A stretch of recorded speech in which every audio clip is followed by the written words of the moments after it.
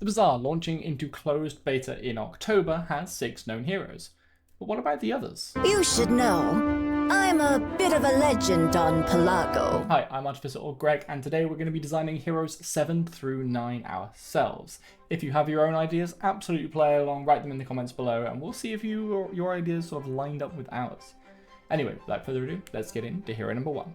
Our first new hero for me obviously has to be the Archaeologist.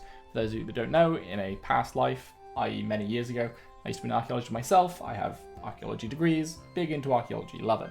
And I think it's an excellent fit for the Bazaar. You can just imagine maybe a little similar to Pygmalion turning up to the Bazaar market with a bunch of trinkets and artifacts from ancient temples that they have looted.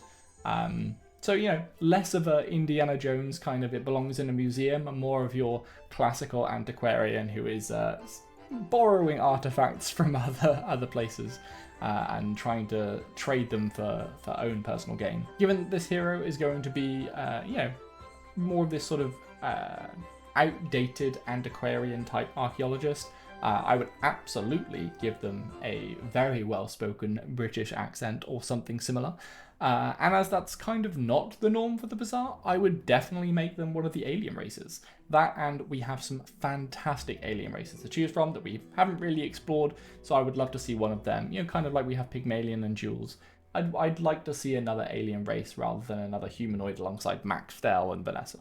So, what makes a hero in the Bazaar? Well, that is their unique mechanic. In most cases anyway. You know, currently, as far as we understand, Pygmalion and maybe Vanessa don't really have a massive unique mechanic, but, you know, Jules has had Joy forever, Dooley now has this core mechanic, Stell has her altitude, and Mac, we don't know. We don't know what Mac does. However, for our archaeologist, I have come up with the unique mechanic of patience. Instead of gaining speed, you instead gain patience. Patience is then consumed to advance your leftmost item. So if you gained 10 stacks of patience, it would instantly consume those 10 stacks and advance your leftmost item 10 seconds. Now, we might want to play around with the balancing of this. Maybe, you know, each stack is half a second or something to that effect.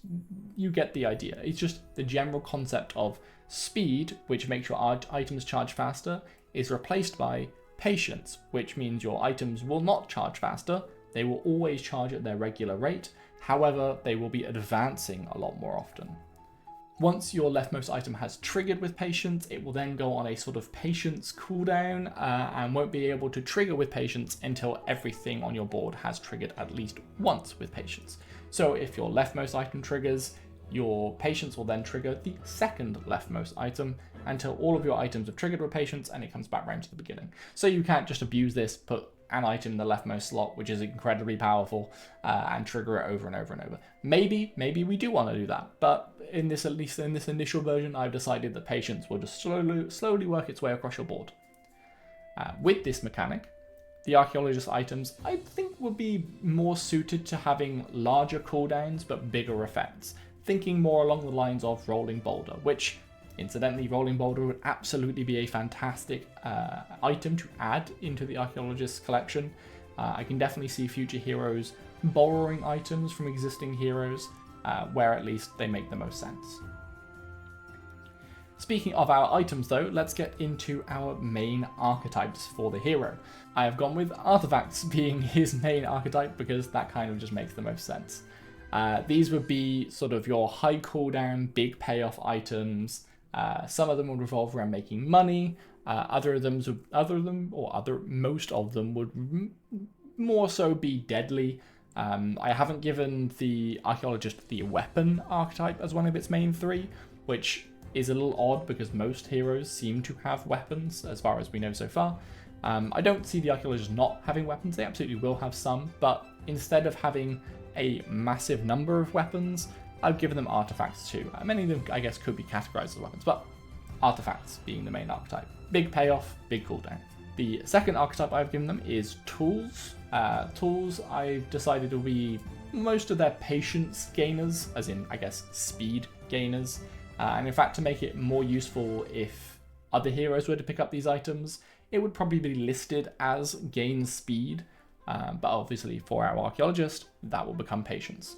So you have your, your very precise digging tools and the little brushes and all the other tools. I could talk about archaeologist tools for days. I used them for a very, very long time. In fact, where is it? Yeah, you can just about see it down there. There you go. That's an archaeological drawing. I could talk about tools for days. I'm not going to bore any of you guys about this. This is a character design video, not an archaeological video. But yeah, tools, big patient gainers, and then maybe some other utilities and buffs, maybe some armor and such like that. And then our third archetype, I've gone with property. I went back and forth on this one quite a bit. It could have been a number of different things, but I'm leaning to properties. And these, of course, would be your ancient sites. These would be your incredible temples and maybe your subterranean structures. Anyway, just, yeah, ancient locations, I guess. And one of the reasons why I lent into this and why I think the archaeologist would be an incredibly cool opportunity for the Bazaar is that you could use these cards to tell the history of this IP, right? You could show off all of the cool things that happened to build up this world, why in some lore we saw a long time ago, Jules' species were in trouble with another species and they were, on the edge of extinction or something. Like, why is that? Is that an ancient war? Did perhaps Jules' species once upon a time own everything and were terrible people, or was it the other way around? Show us some history for that, So these ancient sites would be a really cool way of showing that. They also just look awesome. Who doesn't love like a pyramid or like a big underground network? These would also obviously help with speed and patience because, of course, but I want to see some reactive or trap-like items, kind of like we saw caltrops in the past, where when the enemy strikes, caltrops deal damage back. I'd love to see some of those sort of you hit me, this happens, or you do X and Y happens kind of properties because, Indiana Jones, man. You go into an ancient temple, there are traps everywhere. Gotta love it. Okay, so that was my first example of a hero. Hero number 7, that would be for me. And that was the reason I wanted to make this video. However, I didn't just want to leave you guys with one. I felt like we could at least put 3 into this video, right? So there's something for everyone. And the next one I think is going to be something for many of you, or at least many of you fall into its category. And that would be Count a card counting, casino owning, game playing robot. Effectively, this originally started out as me wanting to make just a Hearthstone player and or just make Reynad but in the game. But I wanted to differentiate it enough. I also didn't want it to basically just be another like roguish archetype because we've already got Vanessa.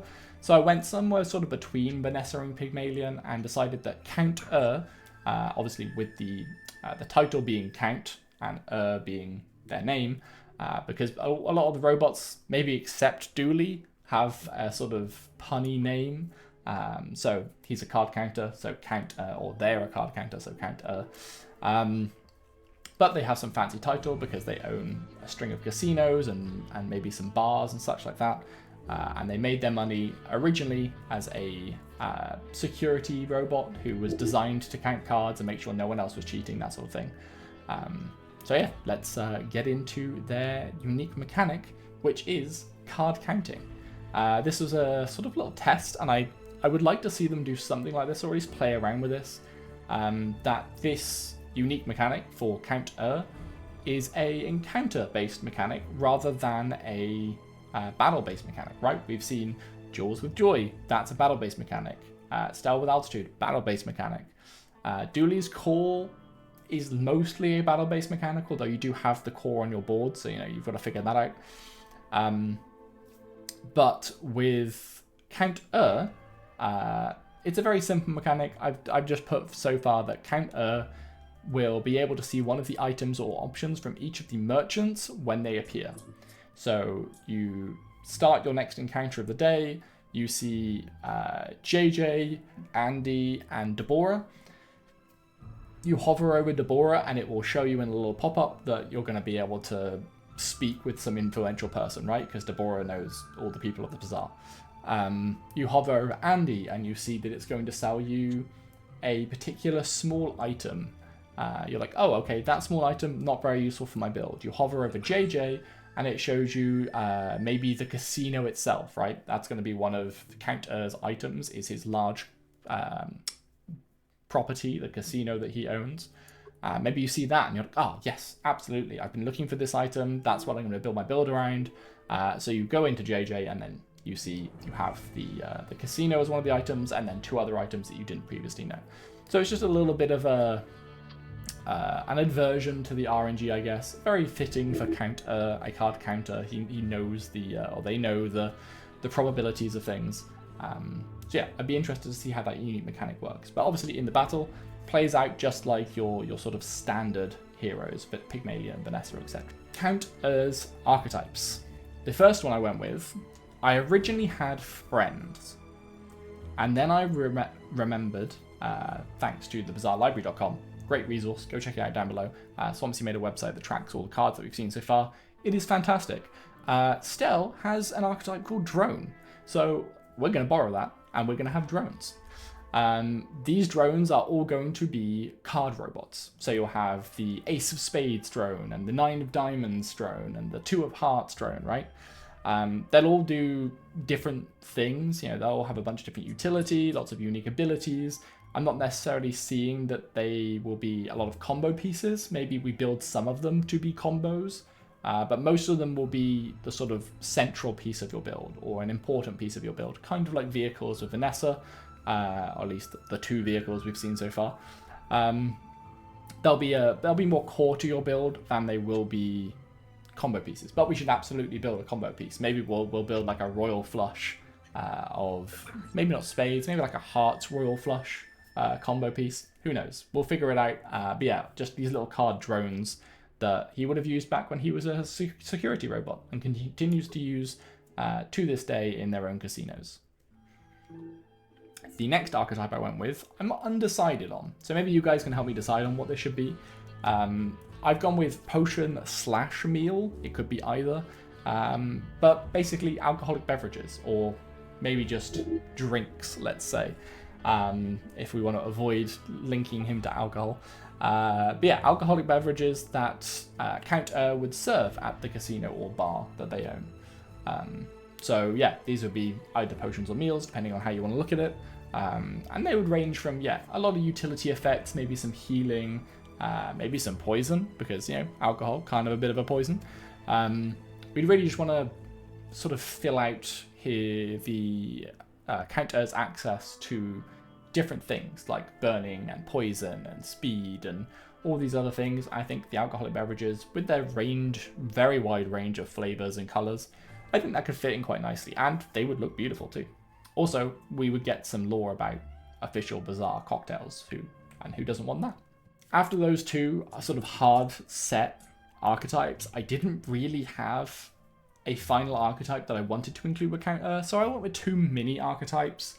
I went with weapons. Most heroes do have weapons, and while I don't want it to be a main archetype for Count, they were a security robot originally. They'll definitely have access to some sort of weaponry. Maybe it's sort of attachments to them, or maybe it's like security guards and such like that, or security robots. But yeah, some sort of weapon tie-in, but not a massive amount of weapons. Some of their cards will be weapons as well, some of their drones. And then the other mini archetype I gave them, because I wanted to give them 2 mini archetypes if I was subbing that out for 1 big archetype, was also property. And I lent into this before, but Count owns a casino, well, probably a few casinos, but they'll have a main casino and then a string of casinos elsewhere, as well as bars and maybe a restaurant. Who knows? Maybe they have a security service as well that they own. So kind of like Pygmalion, where Pygmalion seems to own a lot of businesses. Count will also own a number of businesses, although vastly different to Pygmalion's. And then last but not least, our third and final hero number 9, and I went backwards and forwards about this one. I really wanted to include a sort of spacefaring, sort of starship pilot or something like that, because this is the greatest bazaar in the galaxy. Yet we still don't have anyone that can travel through space. We have things like the space scraper, but we don't have any actual space travel people.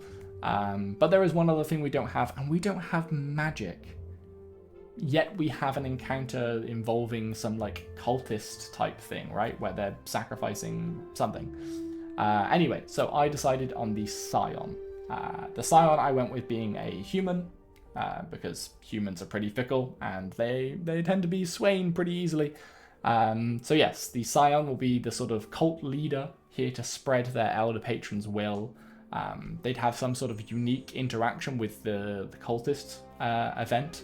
So maybe like everyone else gets a cultist event where the cultist will, take some of their health in exchange for some cool items or whatever.